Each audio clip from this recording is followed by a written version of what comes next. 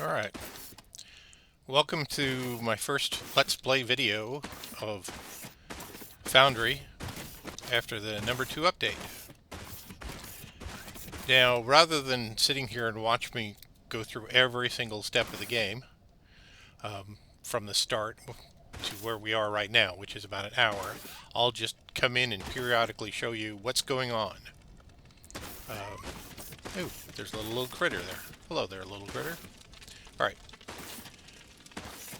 When you start off in the game, you've got your landing location. That's the module right there. You can see it ahead of me.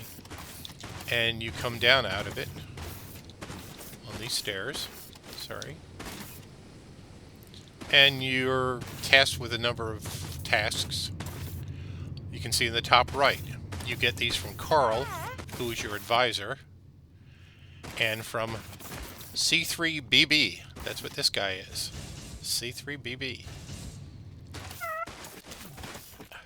And one of your first tasks is to start mining to get materials. And there's this material, and there's little outcroppings, which I'm not showing you because I've already cut them away. And at first you use this drill, oops, which is this thing right here, and you drill down, and you get some xenoferrite ore. But that takes a long time, so after a while you're given the ability to build this. This is a drone miner. Now, the nice thing about drone miners is they've got drones that are doing the mining for you, so you don't have to do it. The bad is it requires power. So, I have these burners right here, and they burn biomass. And you get biomass by getting your drill out and hippity-hopping over to something like this and generating biomass. And then you take it and you stick it inside the burner. And they have really nice interfaces on this. You don't even have to get too close. When it says that, it automatically loads it into the burner. So that generates electricity. Now, I'm now far enough along that I've gotten here, and it's still, this is still maybe an hour into the game, where I have got output belts, conveyor belts. Well, let me show you here on the conveyors and conveyor slope, and then loaders. Loaders, which also are intake or output. Here, this is output from this miner, and that is ore. And it's xeno ore, and it gets picked up by these intakes, and those are smelters. And the smelters, oops, didn't mean to do that. Trying to get on top of it there. There it goes. And these smelters take the ore. I'm just going to keep doing that right now. Stop that. Stop that! I need to put something in that place, so I keep stepping down. There it goes. I'll explain in a minute why I'm putting dirt there instead of a block. But first, I'll explain what blocks are. All right. Anyway, take a look here. This is xenoferrite or rubble being turned into xenoferrite plates, and those are the plates. One of the basic construction items. And as you can see here in my inventory, I've got plates. Okay, before we get further, let me explain what these blue boxes are. These are called blocks. You have to build, pretty much everything has to be sitting on top of a block because they get their electricity from it. And anywhere you want electricity has to be connected by these blocks. At least in the early game. Later on, these are considered low voltage blocks. Later on, you'll get high voltage transmission lines and transformers. But for the time being, we're just doing this. So the basic flow is the drones mine the rubble, the ore. It goes into these smelters. The smelters produce plates, and the plates go on a conveyor. Now on the other side, we have something that's the same. Only it's blue because the other stuff's orange, and this is technum ore. And it's also mined. and it's going off, and it's going to smelters as well.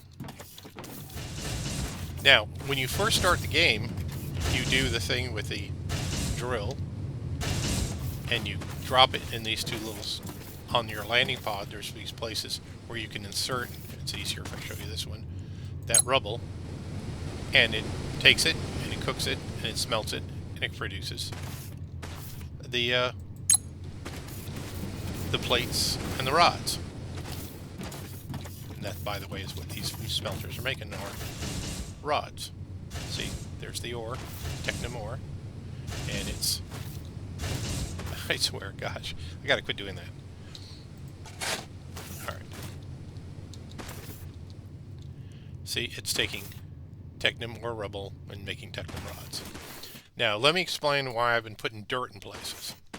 The reason being, these blocks, that's these things, are constructed here, and it takes 6 plates and 4 rods to make each one of those blocks. Dirt, on the other hand, you just go and you go like that, and you've got dirt. So, you can get dirt and stick it in these little holes, save some space, and that way you don't have to use many blocks. And, because blocks, but the thing is, you can't use that dirt everywhere because dirt doesn't transmit electricity. So, we are taking those rods and those plates, and the plates are going in here. That's an assembler, which is loud. Oops. That's a lot of new technology. Oh, that's Carl. The recently unlocked burner generator will be crucial to automate energy generation. You can send ignium ore from drone miners right into it. It's also more efficient. That's Carl. Our next task is a big one. It's time to make some profits. According to our corporate strategy document, there is a very simple transport robot design we can make with our limited technology. This transport bot shall be our first product. All right, as Carl has introduced you there. Oh, C3BB also. Yes, I know. Talk to it. We need to get it to the station to sell it. For that, we'll use shipping pads. Spaceships can land there to transport items between the planet and the station. We will need to buy our first spaceship. We still have some Thermalite stored on the station, which is the galactic currency.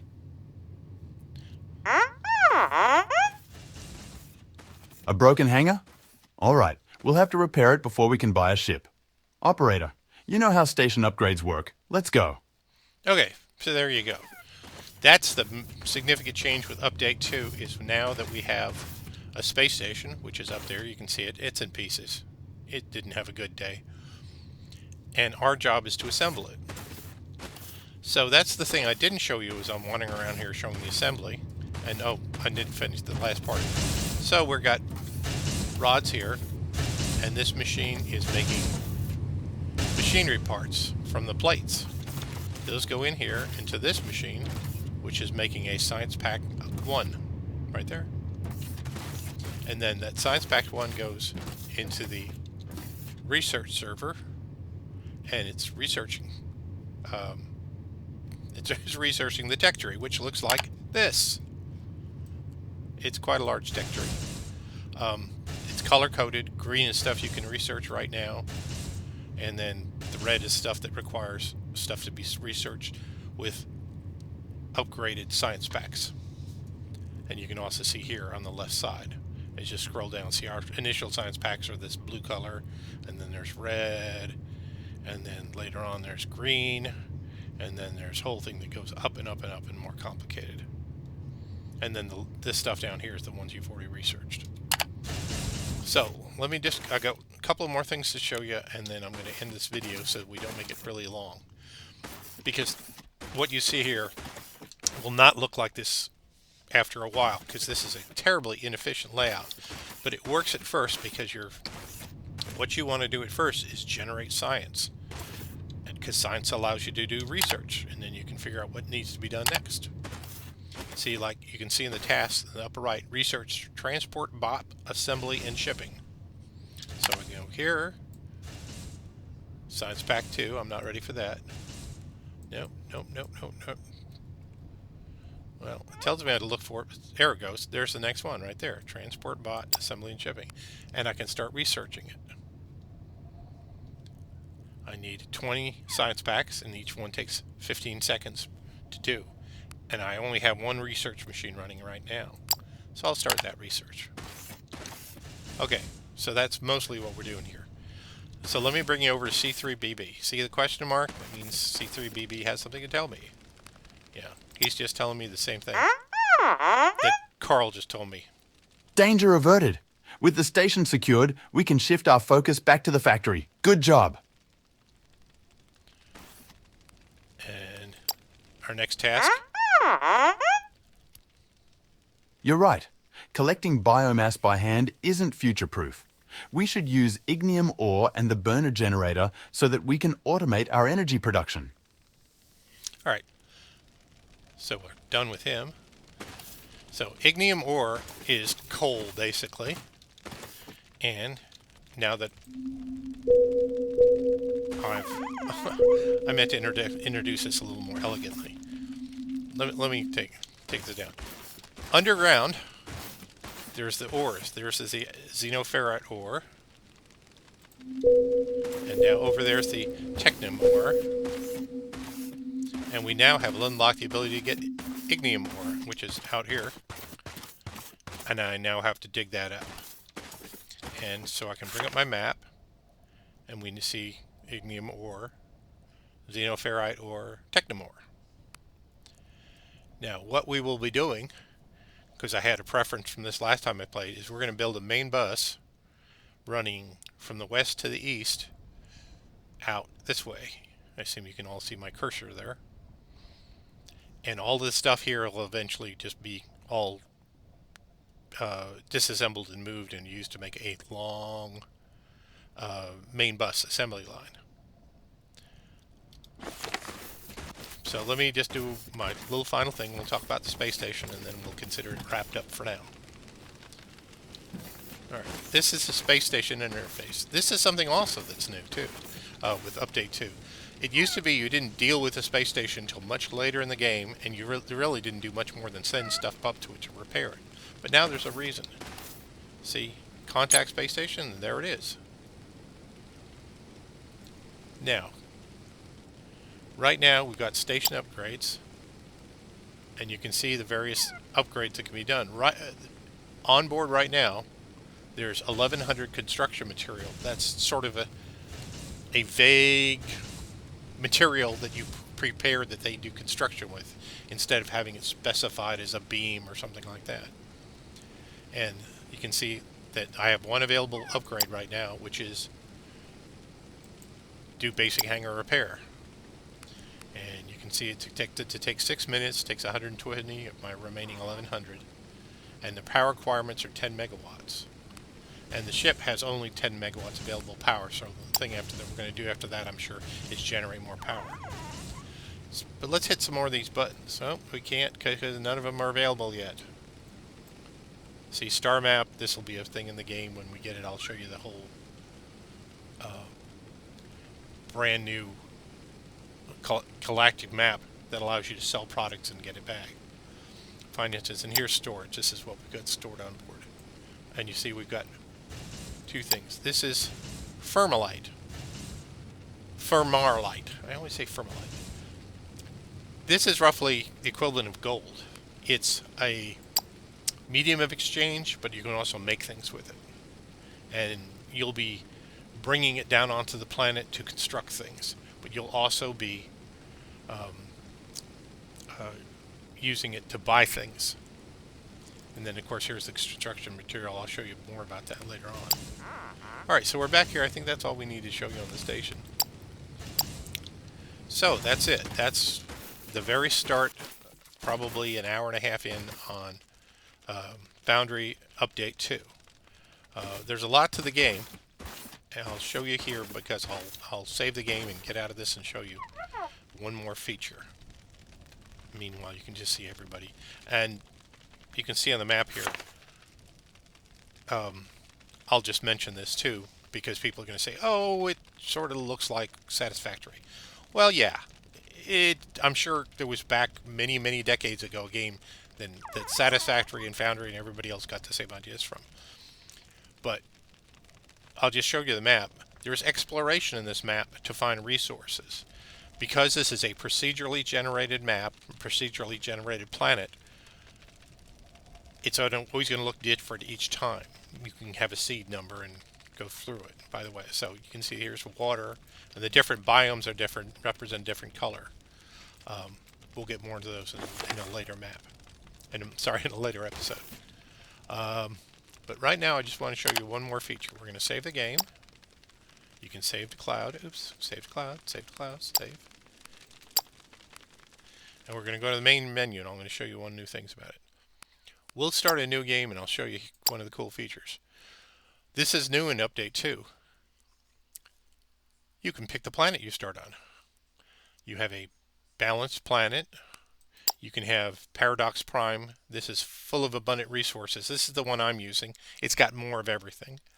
There's an ice planet. I mean, it's covered with snowy tundra. Has a little more resources than average, but the resources are skewed towards certain resources and away from others. And then there's another one.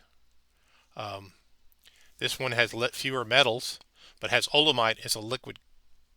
Critical chemical applications is basically petroleum. And here's a hot planet with jungles and rocky deserts and got resources like the others. And so those are the kind of starting planets, and I'm sure they're going to add more planets. But all of those are procedurally generated, and that's why you've got a map seed here. So, and there is a creative mode. If you don't want to do research, you can just build it. If you just to build something that looks fun. And they have critters. I showed you the critters, the little turtle-looking thing. All right, so that's where we are right now, and I'm going to go ahead and end this and upload it, and then I'll start another update to give folks an idea of what the game looks like as you get further along, starting the main bus, and having a more sustainable production system.